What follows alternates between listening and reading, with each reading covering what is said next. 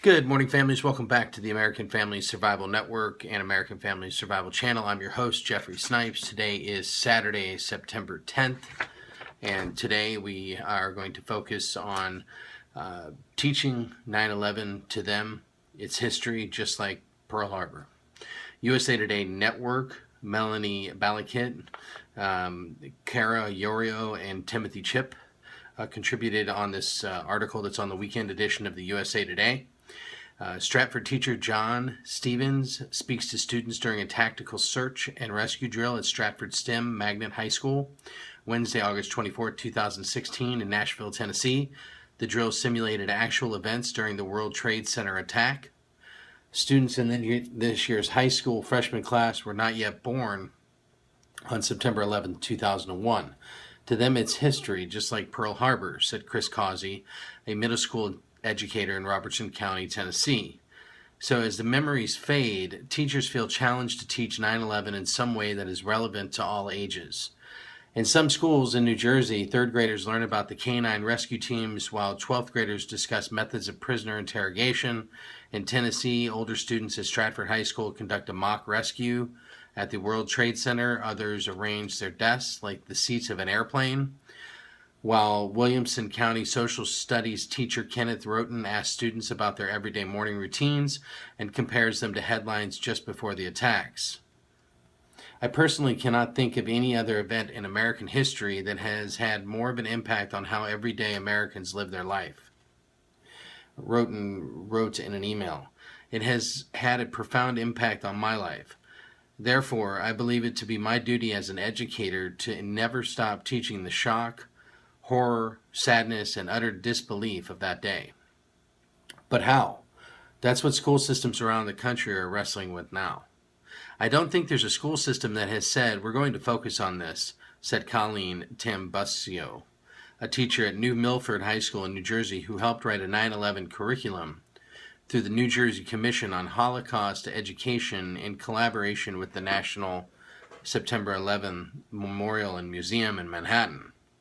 I think what has happened in New Jersey, we've had moments of silence, we've had commemorative acts that were important, but now we should be getting into the educational piece. Where we're doing more with the education, that's the trajectory.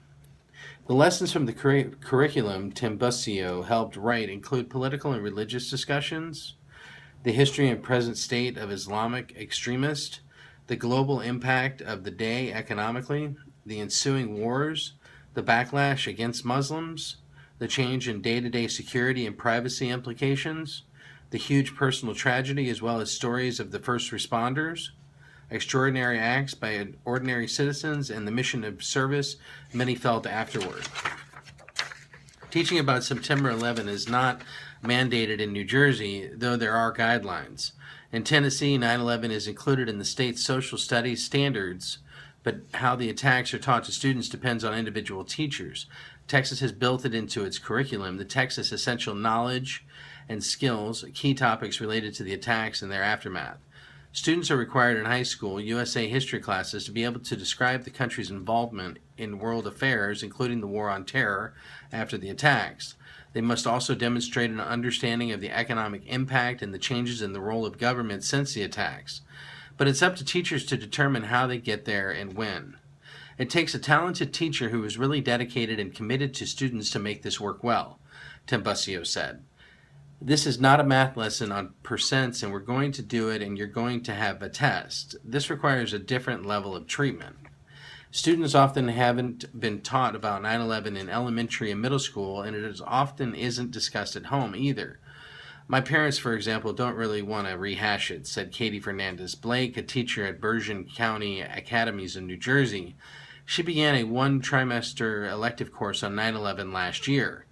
That was part of the inspiration for even starting it, a lack of emotional desire to talk about it. With no other choice, children do their own research, which can lead to misinformation. If you type 9/11 into Google, a lot of crazy things come up, said Noah Rausch, Director of Education Programs at the National September 11 Memorial and Museum. The students do not necessarily become conspiracy theorists or have malicious intent in their questions. They are curious about what they have read and what happened. Katie Fernandez-Blake teaches history at Bergen County Academies in Hackensack. A few years ago, Kathy Menaki, a teacher at Passaic Valley High School in Little Falls, New Jersey, discussed the possibility of including September 11th with seniors. It was actually my students who said, "Oh, we would love that," she said, and they were saying, "We don't know much about it, and we really want to know more about it." At Eula High School near Abilene, Texas, which has about 100 students, U.S. history teacher Jana Joy has students choose one victim of that day. Using newspaper reports from the aftermath, the students dive deep into the lives of victims in an effort to humanize the events.